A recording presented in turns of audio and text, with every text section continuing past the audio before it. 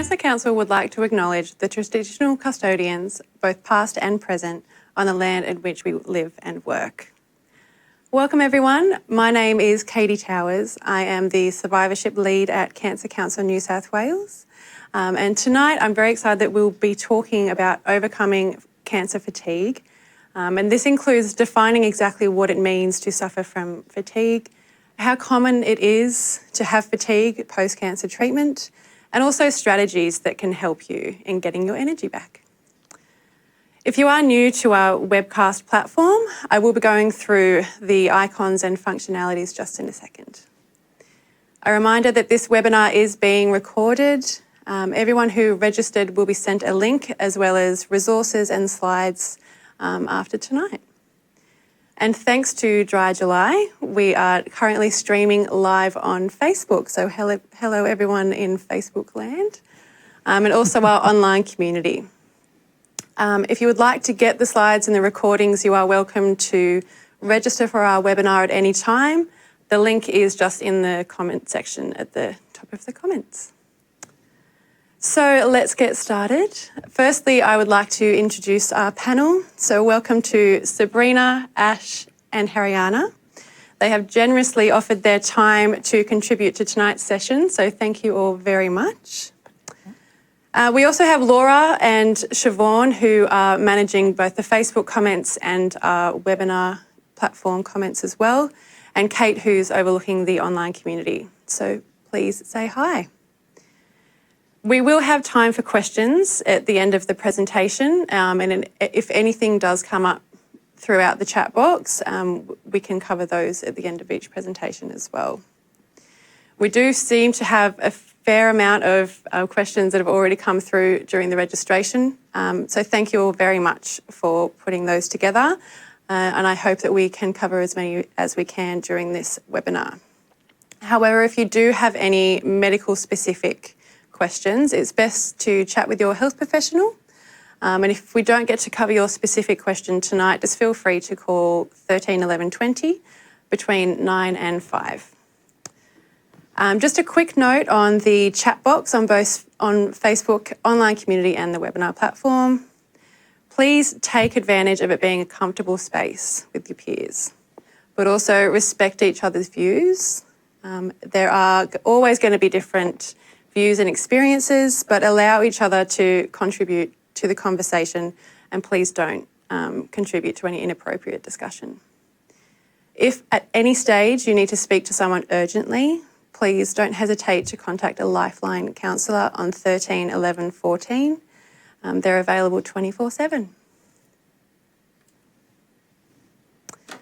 So I'm just going to talk you through a few of the functions and technicalities on the webinar platform. So this is just for those who registered for the webinar, but if you're watching on the live stream on Facebook or the online community, you can always follow the link in the comments section as well and register at any time. You'll see at the top of the screen there's the green icon, and that will get you the slides and see what's coming up. There's also the purple icon at the top of the page, and this will bring up the chat box. So the chat box will come up in a pop-up, and it will come in a separate window, but please do utilise the chat box. Tell us what you're thinking. Can you relate? Can you not relate? What information was useful to you, and are you going to use some of the strategies that were involved? The blue icon will give you the resources that support tonight's webinar that we've put together, but these will also be sent to you at the end of the webinar.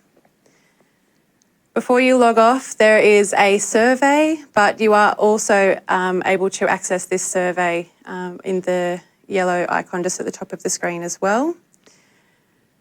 In the red, this will show you any announcements or alerts that come up during the webinar. My favourite one though is the map, which is in blue. So this will show you where our live attendees have logged in all across the world.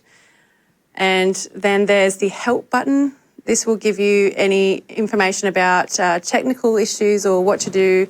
And in the chat box as well, there's the 1-800 number.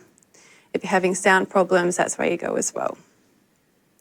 In additional information, just so in those 3 lines just at the top of the screen, this has how to listen on your phone and additional information about contacting support, as well as our privacy statement. And then we go through that.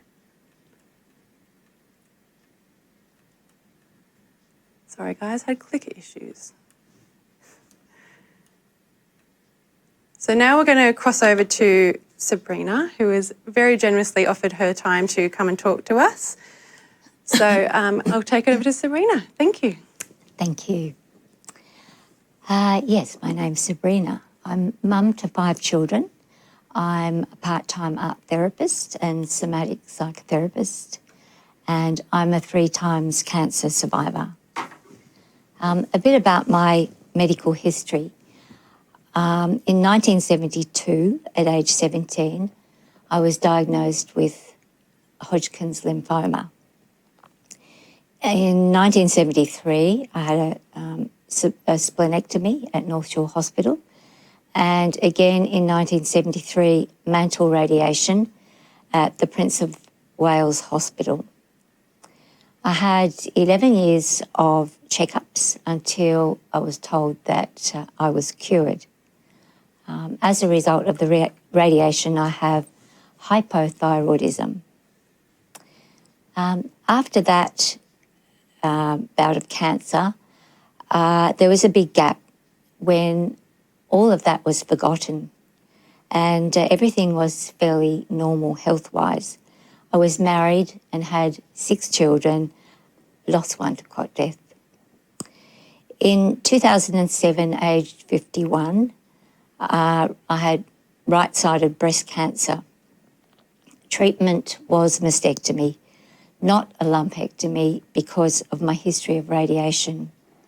And this was at St George Hospital in Christchurch, New Zealand. I had no further treatment. Then again in 2013, I was diagnosed with left-sided breast cancer. The same story, another mastectomy, this time at Westmead Private Hospital, and again, no further treatment. So now I have 6 monthly checkups at the Sydney Survivorship Centre at Concord Hospital. And I now have the late effects of radiation with chronic neck pain and muscle deterioration. So managing my fatigue after cancer. In preparing for this this talk at first, my thoughts went to physical fatigue only.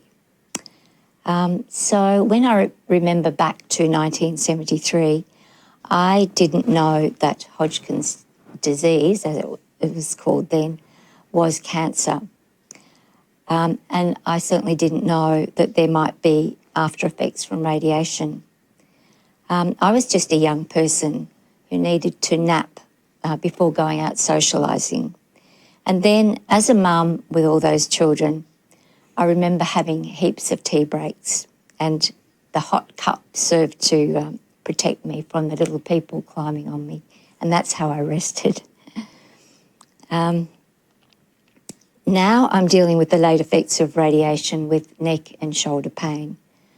And a workplace injury didn't help this. I'm resting and having to lie down more frequently, and sometimes it's absolutely urgent to lie down. So I'm going to share my little secret here. I have a camping mattress in the back of my Tarago, and it's there permanently now. It's my aid to getting through the day so I can do the things that I want to do. So if you see me pulled over on the side of the road, I'm probably recharging my battery. And exercise. I don't seem to be able to get too excited about exercise, even though I know I should do it. However, thinking about what comes naturally for me, one of the things I've always loved is dancing. So put that together with some good music, and this is my type of exercise. I'll just add beach walking as well, because it's easy for the kilometres to disappear with the sand between my toes and the sound of the ocean. That seems to be a short story on managing my fatigue. So how else have I managed it?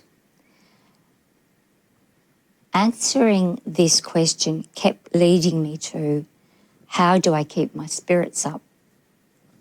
And I wondered if I was going off track when I was thinking of the importance of motivation, meaning in life, connection and self-discovery.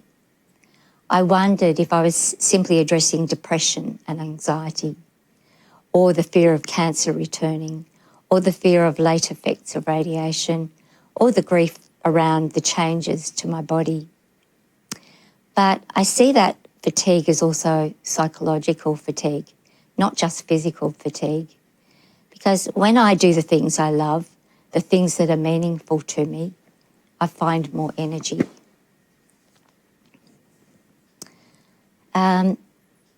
Now I'll talk about support groups and people. Feeling that I belonged helped me. Even though I enjoy my own company, I wanted to spend more time around my children, with my mum and close friends and like-minded people. That feeling of belonging is comforting. But support groups have always been important to me because they normalise my out-of-ordinary experiences. In the past, I've sought the company of such groups from the Sudden Infant Death Association and Multiple Birth Association because it helped me to feel less alone with overwhelming situations. So this time I began searching for people in my similar to my situation, and it was difficult to find anyone in Australia who had suffered from Hodgkin's disease and breast cancer. So I looked online and found some Facebook groups. One in particular is Living Life After Hodgkin's Lymphoma, with members from various countries. And I dip in and out of the conversations because it can be scary when learning of all the late effects of radiation. But somehow it also feels good to talk about similar experiences. So here's an example that may sound a bit strange, and it came up only this week. With our similar experience, we all agreed there was an upside to radiation, apart from still being alive. Following radiation, the majority of us had never had to shave our armpits or wear deodorant. How good was that? A bit of lightheartedness always helps. I also joined a weekly support group at the San Hospital. Through this, I learned of an art therapy support group for cancer survivors, and here we could spend the whole day together working on our art projects side by side, not necessarily talking about cancer, but we could talk about it if we wanted to. And we simply sat together painting, chatting, lunching. It was gentle support. My main search was to find someone, someplace, who could pull the threads of my cancer history together and hold it in one place. Because my cancers occurred over time and different places. Hodgkin's in 1973, breast cancer in New Zealand, and more recently was at Westmead Hospital. Rather than seeing different doctors for different aspects of cancer issues, I wanted the whole picture available. And after a lot of searching, I eventually found the survivorship clinic at Concord Hospital with its team of medical professionals. And I actually feel safe now that my history and checkups are all under one roof.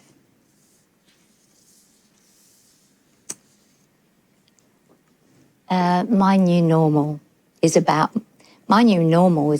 my adjustment to the changes that cancer has brought me.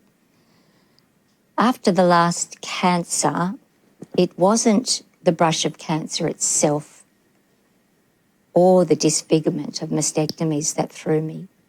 It was learning that the late effects of radiation were upon me.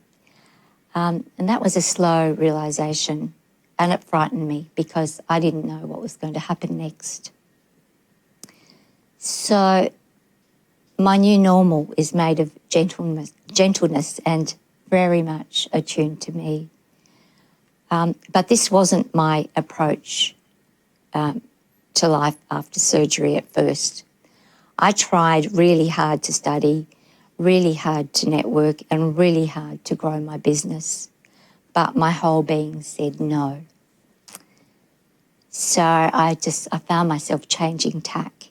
I began retreating into my garden studio every morning.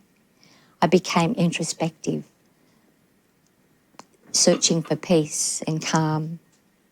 So a morning routine developed. It began with the obligatory cup of tea, and then journaling, meditation, reading, and yoga. So I lived in a busy household, in a busy suburb, and eventually you have to step back into the swing of things, but I was still struggling.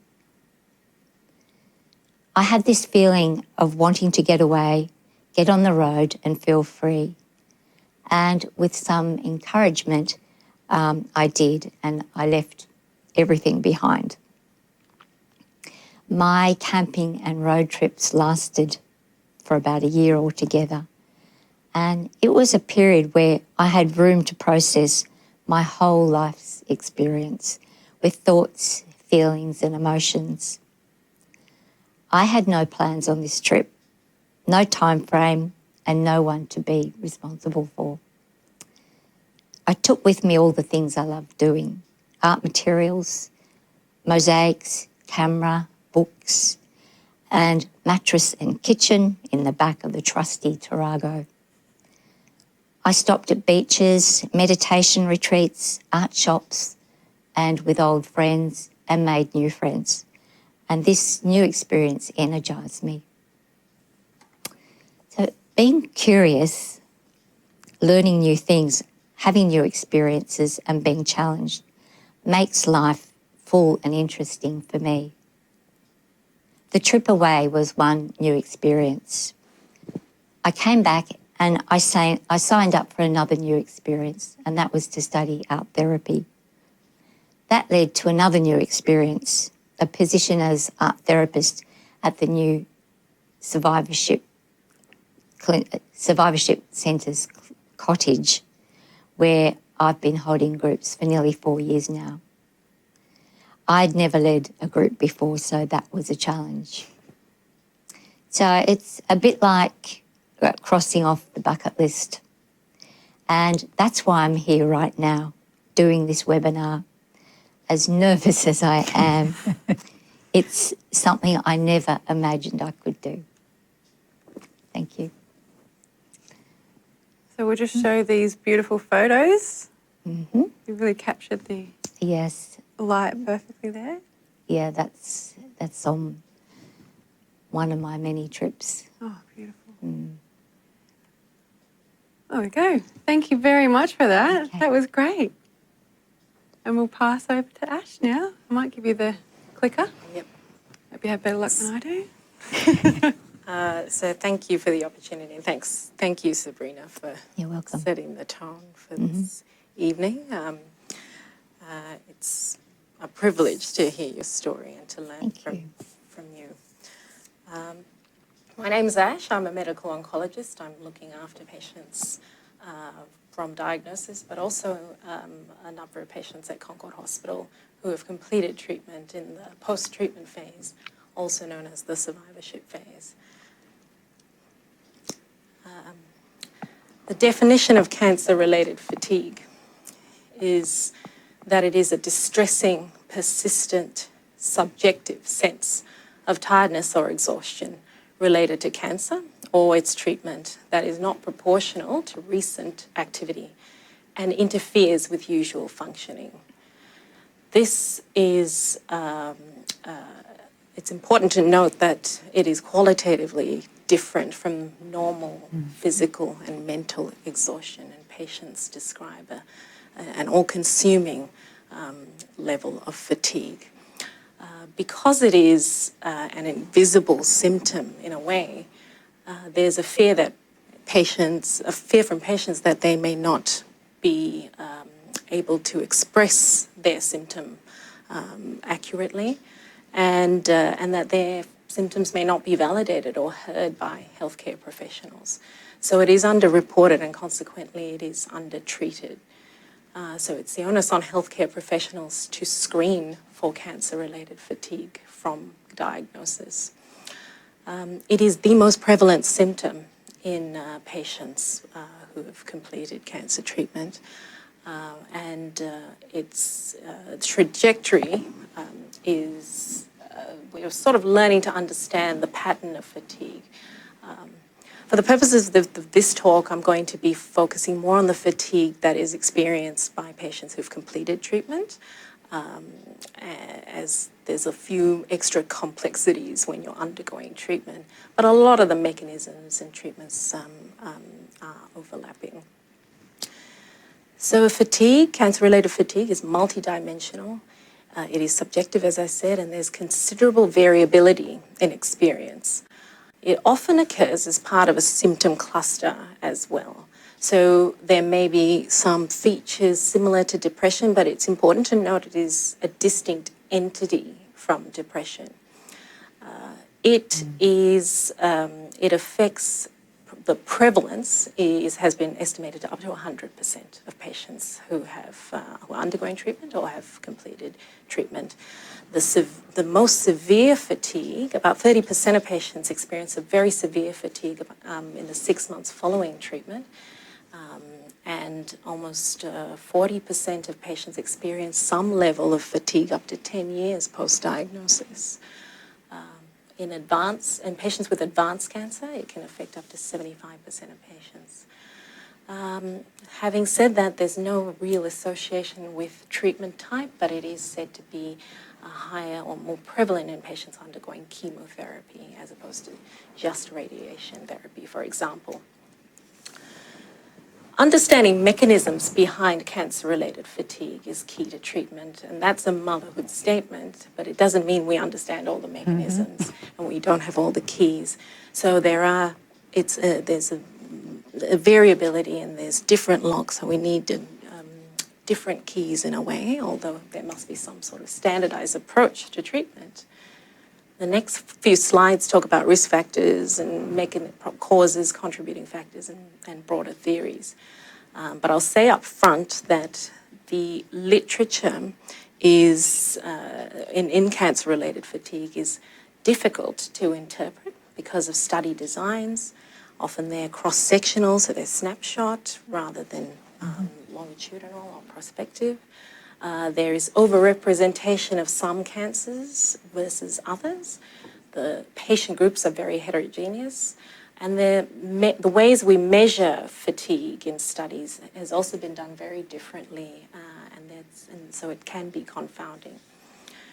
What we know in terms of risk factors for cancer-related fatigue, the strongest predictor is baseline pre-treatment fatigue. In association with that, there's also increased risk coming with reduced physical activity, increased body mass index, dysfunctional coping strategies, i.e. Negative catastrophizing, negative expectations, not a normal way of coping, but we'll go into that a little bit more. Depression and sleep disturbance.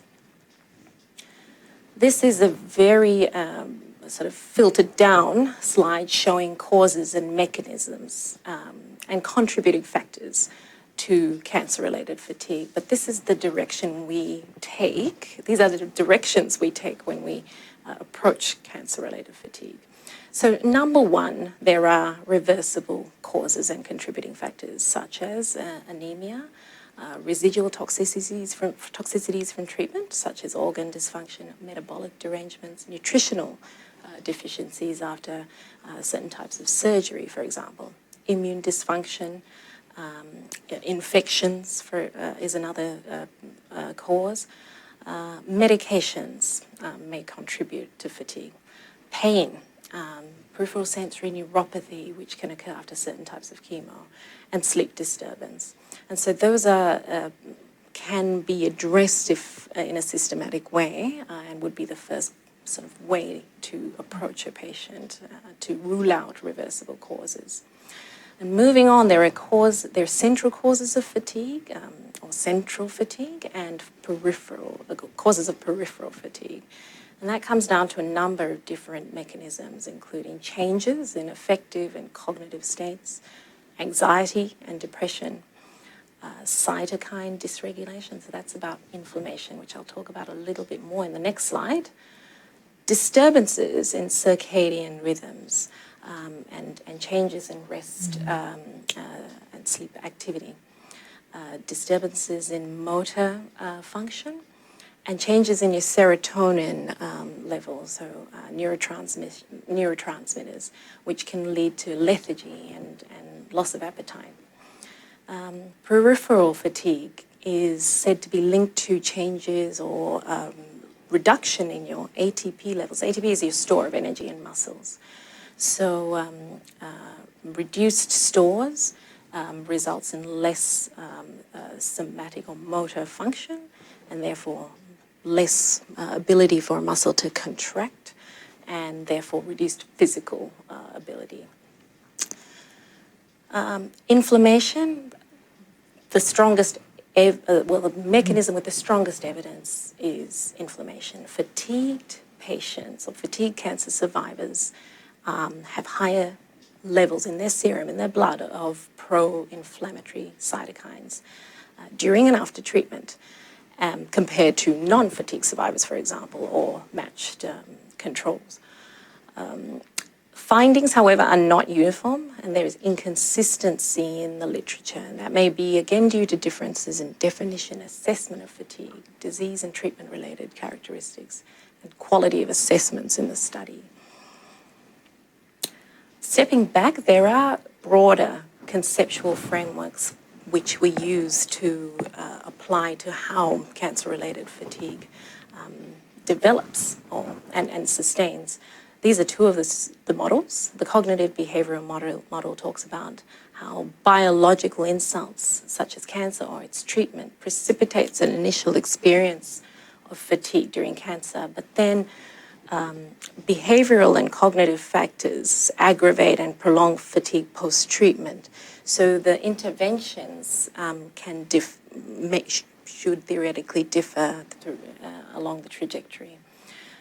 Self-efficacy theory posits that cancer and its treatment disrupts lives, and Sabrina's story attests to this. So it requires a process of recovery and support to enhance a patient's self-efficacy, to live with the new normal, and improve health and well-being is undeniably an important part of recovery, as Sabrina described. So with those general principles in mind, our general approach to the management of cancer-related fatigue is described here. Every clinician should screen for cancer-related fatigue, and that can be done through a number of ways, either numerical ratings by the patient. The good news here is that fatigue is a symptom, and the most accurate way of describing fatigue is simply self-report. So report away. And patients who have moderate to severe fatigue, so something like 4 and above out of 10 on a simple numerical scale, should be evaluated, interventions discussed, and then re-evaluated. And that begins with the patient-specific assessment, history, physical exam, initial investigations, and treatment of reversible factors, as I described earlier. Then we would, the next step would be education, first and foremost. And the current guidelines all point towards non-pharmacological ways to manage cancer-related fatigue prior to consideration of pharmacological methods, simply because there is more robust evidence supporting non-pharmacological methods. Haryana will talk a little bit a bit about those broader conceptual frameworks. The principles of education are that the patient is empowered with knowledge about the natural history of cancer-related fatigue. And so we do that by these 4 domains. We encourage patients to self-monitor their patterns and levels of fatigue.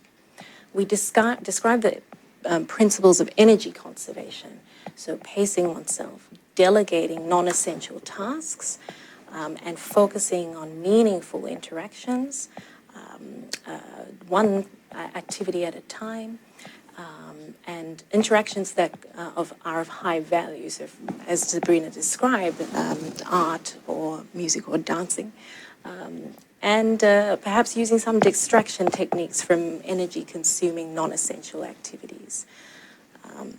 And again, that will come up, I'm sure, in Haryana's talk as well. Now, talking about pharmacological interventions, first to get that out of the way before talking about non-pharmacological interventions. So, again, there is limited data to support the use of pharmacological interventions. The data and the evidence suggests that there's more of a role to play, particularly for the top 2 medications there, methylphenidate, i.e. Ritalin, or modafinil, in patients undergoing treatment, cancer treatment, and with severe fatigue. But they are not Category 1 recommendations, and the studies have not been done. They've been done in certain cancers, melanoma, brain cancer, breast, but not so much in a wider population. Hematopoietic growth factors, those are basically drugs to enhance bone marrow recovery, and that plays a role in chemotherapy-induced anemia. And although there's strong evidence for inflammation behind cancer-related fatigue, anti-inflammatories, TNF blockers, for example, have, again, limited evidence supporting them. Things like supplements, ginseng, vitamin D, mixed results. Small studies may suggest a benefit, but again, they don't translate into larger, more convincing evidence to support our routine use. So non-pharmacological interventions are our first strategy. And these interventions have been shown, compared to pharmacological, to be far more effective. There is a small significant benefit with pharmacological interventions, but the weighted effect is far more in favour of non-pharmacological. Physical activity has been shown in a number of studies, including recent meta-analyses, to have the most supportive evidence. And the principles are to have early supervision with an exercise physiologist during and after treatment. And there is a tendency towards the more a dose-response relationship. So the more intense the activity, the greater the gains in energy. Exercise physiologists, we are now prescribing exercise according to the FIT algorithm. FIT stands for frequency, intensity, time, and type. There is no standard prescription established yet for cancer-related fatigue, but the trend in the literature is towards 2 to 3 sessions per week of moderate to strong intensity exercise, with aerobic exercise having more of an perhaps somewhat more of an effect than combined aerobic and resistance versus resistance only. I think the studies in resistance were mainly in prostate cancer patients. And each session should be more than 30 minutes. But looking back, and well, again, stepping back, this is in keeping with the general physical activity guidelines for cancer survivors. So now I'm sure our patients, I would hope most of our patients are aware of the standard recommendation for a mix of aerobic and resistance exercise per week. About 3 sessions of 30 minutes of aerobic exercise and 3 sessions of moderate intensity aerobic exercise and 2 to 3 sessions of 30 minutes of resistance exercise. So it's prescriptive. There is a dose and there's a delivery mode, and we are serious about it. But I do acknowledge that it's hard, and that's why we have to motivate and exercise physiologists with experience in cancer is important. One more caveat: the patient has to obviously be safe for certain types of exercise medically and not be at high risk of injury. And finally, psychosocial and complementary therapies. Again, Category 1 evidence, and this is a list of some of those interventions. And I will hand over to Harry now to discuss this further. Just before you do, we've just got 2 questions that have come through. Sure. The first one is for you, Sabrina. Oh. People are asking, how do they access the lovely survivorship cottage that you got in contact with? Do they refer themselves or do they go through their GP or oncologist? How did you do it? Oh, it's a while ago now. I don't think I don't remember getting a referral from my GP. I made a lot of phone calls and somehow I did come along and have that initial 1-hour visit where I saw all the medical professionals. Would I have needed a referral? Yes. Yes, a referral. Yes. So what's the best way for someone to access the survivorship centres, and because they're popping up more and more around? Yeah, GP referral is the way to start. Every patient, especially in this post-treatment phase, needs a general practitioner because of the valuable role they play. And so a general practitioner can refer, and our details are accessible online. Sydney Survivorship Centre at Concord Hospital. But alternatively, other specialists involved in cancer care can also make referrals. I think one of the most important things is really probably to ask your healthcare team who are looking after your cancer what their process is for follow-up at the end of your primary treatment, and sort of talk to them about what the options might be if you think that you want something a little bit different. Thank you. And just one more has come through, and someone's asking how they can manage their dizziness, and they're very lethargic all the time, but they want to do it without any of those medications. Is it kind of a similar process that they would follow? Yeah, I agree. I think dizziness and lethargy need to be evaluated. History, physical exam, simple things like blood pressure, hydration status, blood tests to ensure that there's no major or minor problem in terms of organ function. That's the way to start. Yeah. And I would build upon the findings of that and still steer towards non-pharmacological methods. Yeah. That's great. That message came along really, really strongly. So thank you for that, and I appreciate that. Yeah. Hand over to Ariana. Thank you. Thank you very much, Ash. That was a fantastic overview of everything. So, as you know, my name's Ariana, and I really just wanted to start to talk about some of the things that you can do to recharge your batteries, and particularly focus on more of the behavioural things that we might be doing and the way that we think having an impact on that. So, as Ash has already highlighted, cancer-related fatigue is commonly part of this really cluster of symptoms that kind of co-occur, and it's hard to sometimes work out which of the symptoms came first and what's causing what, but they kind of co-occur. So that fatigue, trouble sleeping, hot flushes, particularly for women with breast cancer and men with prostate cancer, pain, anxiety and trouble concentrating. All of those things kind of co-occur. And I think sometimes that's part of the process of particularly the trouble concentrating and some of the worries, the process of actually dealing with the cancer and the diagnosis and all of the changes that come with that.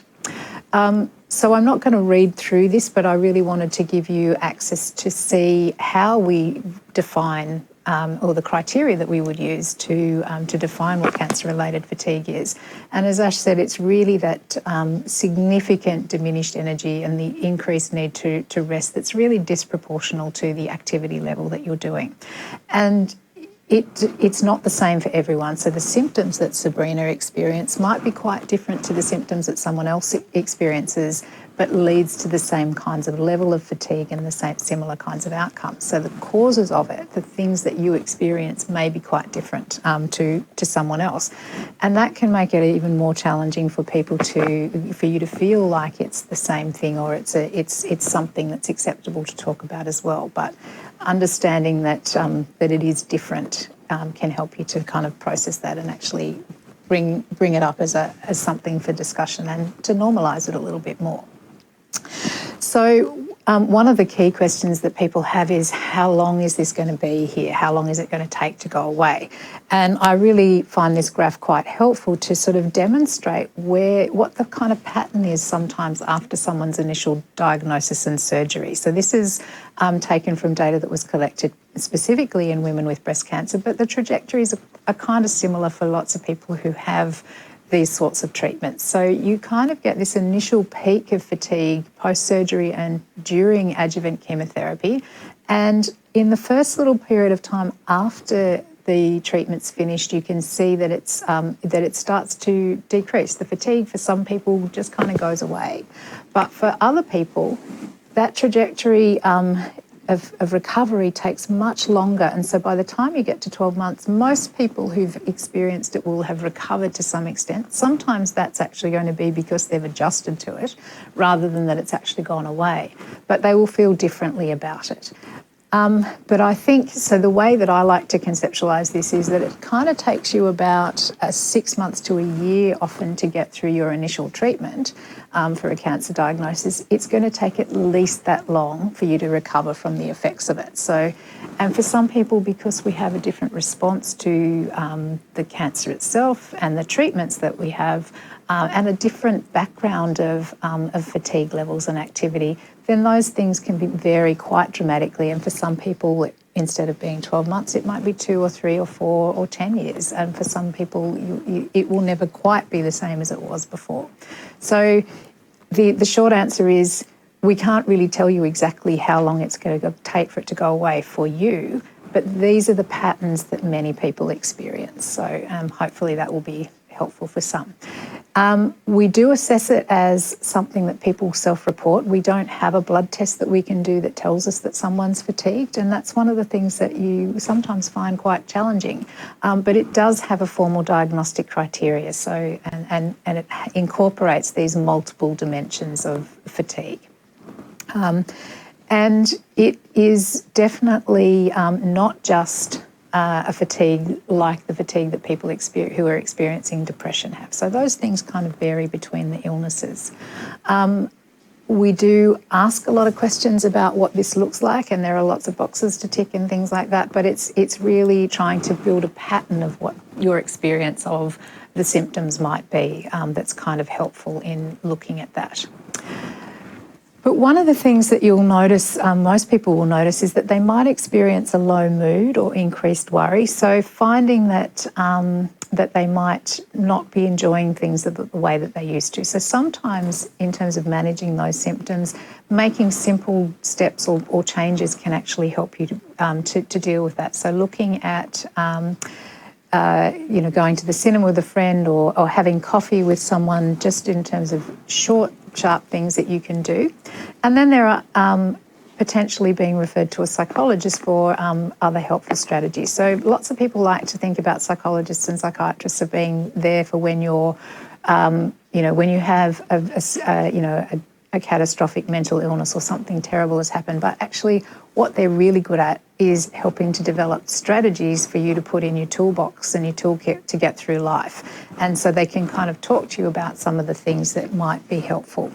So the psychological interventions that we really talk about specifically are self-efficacy for self-management, and I'll talk a bit more about that in a moment, and also cognitive behavioural therapy, which Ash has talked about. There are other psychological therapies, and for some smaller proportion of people, they might need to have an antidepressant or an anti-anxiety medication that would be helpful, particularly in conjunction with some of these other treatments.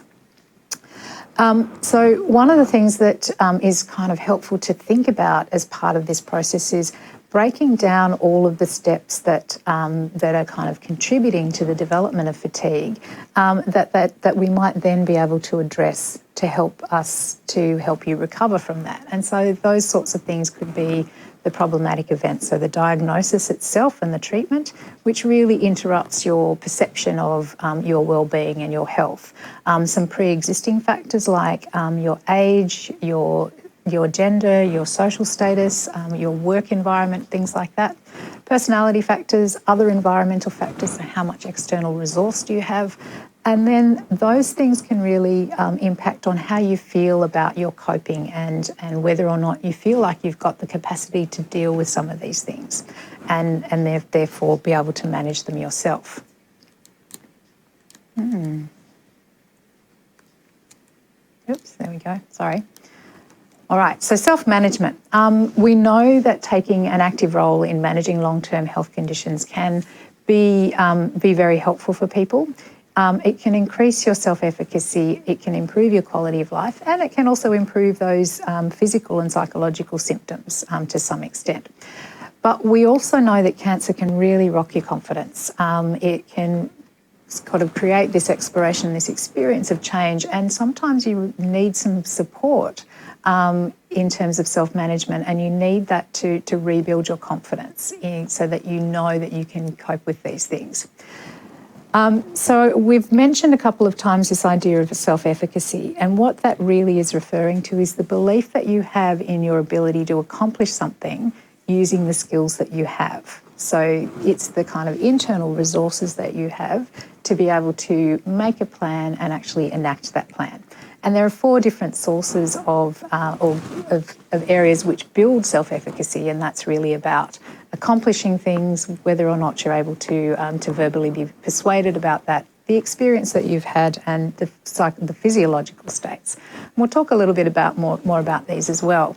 So in terms of the performance outcomes, the thing that breeds kind of self-efficacy is success. So having tried something and then being able to achieve it is something that is really important to building self-efficacy.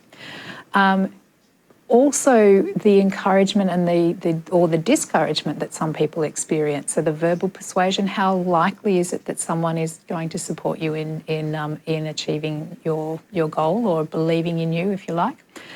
Vicarious experiences as well. So actually watching someone else do that. So you can see someone else achieving a particular outcome, and that might help you to believe that you can do it as well, and to have the confidence to try those things. And then the final step is the physiological feedback, where we know that people, can experience sensations. You do experience sensations every day in your body, and how that kind of impacts how you perceive those things can impact on your emotional response and the arousal that happens around that, and your belief in what it means and what the impact is. So there are these programs that have been being developed, really looking at trying to help build the people's self-efficacy after a cancer experience, and particularly to give them the confidence that they can manage cancer-related fatigue activities. Often it's about getting information and then building the confidence. This is a program that was developed in the United Kingdom. It's available online, and we're certainly exploring the options of bringing that to Australia as well through the Cancer Council, and I think that's a really fantastic outcome. What I also wanted to show you was this idea of energy cycles, and to really talk a little bit about the boom and the bust cycle, because I think that's really important to understand one of the ways that you can try and keep things at a fairly even keel rather than going really, sort of overly active when you feel it on a good day, but it meaning that you crash afterwards. So what you can see in this slide here is energy cycles over a particular day, and you can kind of see there on day one, this person's having, a high energy. They're working through their fatigue. They've overdone it, and then they've kind of gone into a crash, and then it's gone flat. So the energy levels have stayed very low for several days, and so this is what we would call a boom and bust cycle. So they're kind of doing really well, and then they're crashing, and then they feel a bit better, so they do the same thing again, and that over time tends to actually intensify or increase your fatigue levels. So what we want to try and achieve is this more balanced pacing where you'll do an activity and then you might feel a little bit tired, but you're not crashing out for days on end afterwards. So just trying to keep to that moderate plan as much as possible. One of the really useful ways of going about that is actually using an activity and a symptom diary. So what you're trying to do here is really look at what triggers your fatigue and what's the pattern of your fatigue, because as I said earlier, it's very different for everyone. And so what you're wanting to do is try and work out, are there particular things that make your fatigue feel worse or better? Is that a physical activity, or is it maybe a cognitive kind of thing? Is it when you have to think about doing your taxes or something like that that you're really worn out? I think it's pretty much something everyone can relate to. Are your sleep patterns okay? Are you finding it more challenging to sleep, and that impacts on when you're feeling fatigued as well? So, and how does it all relate to your mood? So they're the sorts of things you might track in a diary. And these are pretty simple things. So it's really just a grid where you're looking at the day of the week, what your energy levels are like during the morning, the afternoon and the evening, the activities that you were doing, and other notes. And over there on the right-hand side of the screen, you can see a fatigue rating scale, which you can kind of mark down how you're feeling at all of those different times. So whether you're at a 1, which means you don't have any fatigue and you're able to do everything you want to do, or whether you're at a number 4 where you're really finding it quite challenging to do those usual activities that you would do. So going back to how you manage things, so there's this idea of micro-pacing. So you have a task that you want to achieve, and you allow a certain amount of time for that task at a particular intensity, because otherwise it's going to cause an aggravation of your symptoms. So it's going to make you feel a bit worse. And then you make sure you have a structured rest period afterwards. And the rest periods mean complete physical and mental rest for at least 15 minutes. So this is not, I'm going to lie down and read a book and also listen to music and watch something on my phone. It's actually meant to be like a really proper rest. So you actually schedule the task and then you have a rest afterwards to allow you to recover. And again, this is just another example of, to reinforce the reason that we want you to do that is so that you can avoid these boom and bust cycles and you can keep things at a much more even keel over time. So the other things that we can do to help manage fatigue really sometimes are things like being able to manage your own expectations, particularly yours, and a lot of the people that we talk to have very, very high expectations about what they should be able to achieve. But they also have lots of other people who are around them who might be expecting them to be back to the person that they were before their cancer diagnosis, and to expect them to do all of those things. And I think that, as Sabrina's really highlighted, that can be very different for people. So seeking psychological support can really be helpful in talking some of those things through and actually working out the thing that's most concerning and where you'd like to put your energy, working out what your priorities are, and also sometimes accepting that things have changed. And certainly staying in touch with your healthcare teams and people like Ash for, what are the new options for support that are coming through as well. Sleep is something we don't do particularly well in cancer. Certainly from a clinical perspective, we often don't ask about it. So it's and it can become quite disturbed after your diagnosis and during your treatment. So talk to people about what's happening with sleep. It's something that there can be some quite simple interventions for some people that really are very helpful. Sleep hygiene being one of them, so getting to bed at regular times and not having any distractions in your bedroom and those kinds of things can be helpful. And a short course of cognitive behaviour therapy with or without some medication use can also be really helpful in recovering those from sleep. Cognitive behaviour therapy, as Ash has really highlighted, is about the interaction between behaviour, so what happens, the thoughts that you have and the feelings that you have. And they're kind of all influenced by your beliefs about yourself, the things that we call core beliefs. And looking at how these things fit together can be a really helpful way of dealing with fatigue as well. I've already kind of talked about that graded exercise or micro-pacing, but we actually want people to find an activity that they like, that one that they enjoy. So if you like dancing and that's the thing that brings you joy, but also means that you're going to get a cardiovascular workout, that's great. Yeah. It's perfect, and there is no point is trying to send everybody to to run on a treadmill if that's what they don't love. And I think the exercise that you are going to do is the one that's most important to you. So I think that's probably enough about exercise. So I guess in summary, we know that cancer can challenge our self-beliefs, and it can really take some time and effort to restore that belief. There are programs that might be helpful for people, and sometimes psychological support and therapy, in addition to those physical activity things, can really be helpful as well. But monitoring your energy levels and understanding what those patterns can be are really informative. And in fact, recovery can take a long time, and it's very different for everyone. So I think that's probably all I can tell you. Yeah, that's great. Thank you very much. We are going to go through some of the questions that came through in the registration process. We may go a little bit over, but please do stick around because I think it's really fruitful and really fantastic conversation. I'm really appreciative because all of the presentations kind of complemented each other, and it kind of grew and grew. And when you were talking, I was thinking about things that you were saying, and it's the same with you, Haryana. So it's just really fantastic conversation. So thank you all very, very much. The first question, we have touched on a lot of these throughout the presentation, but I just wanted to make sure that those who did put questions in the registration had their chance to see it at the end of the presentation as well. So when we're talking about fatigue, can the ways to manage fatigue be shared with the GPs? Because we're talking more about that education and how cancer-related fatigue is different to the other types of fatigue. So is there ways that we can educate the GPs more successfully? How really long's hard. a piece of string? I mean, I think it is really hard for general practitioners because they have so much coverage, they have so much material that they need to understand. And cancer is part of their practice, but it's can be a relatively small one.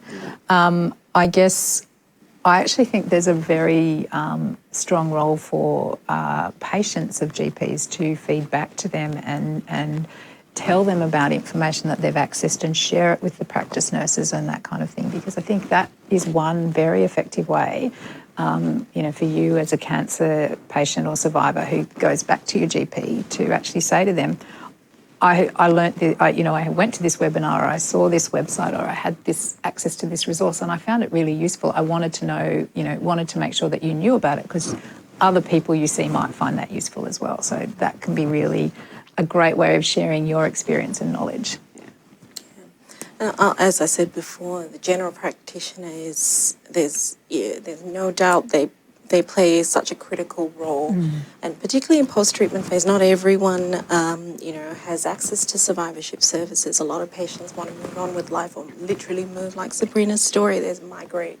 It's a mobile population, and so having that hub of information, that rapport with the family doctor, who knows your story and can recognise changes, new fatigue that's different to morbid fatigue, pre-diagnosis fatigue, is key. And our GPs are fantastic. They know they're more than skilled to evaluate reversible causes.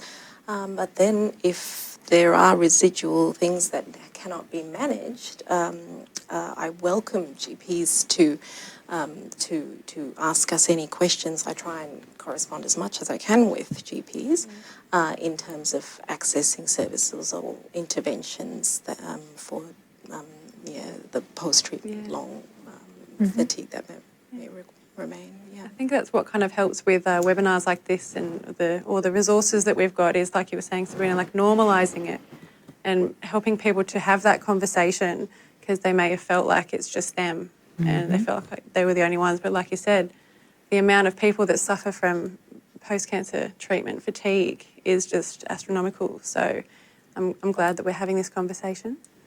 The next question is, so again, how long is a piece of string? But how long post-cancer is it normal to expect fatigue? I mean, what's the best way to answer that? Yeah, so as I said, there's 4 out of 10 can experience it about a decade later, and perhaps the experience changes because their ability to manage and recognise changes as well.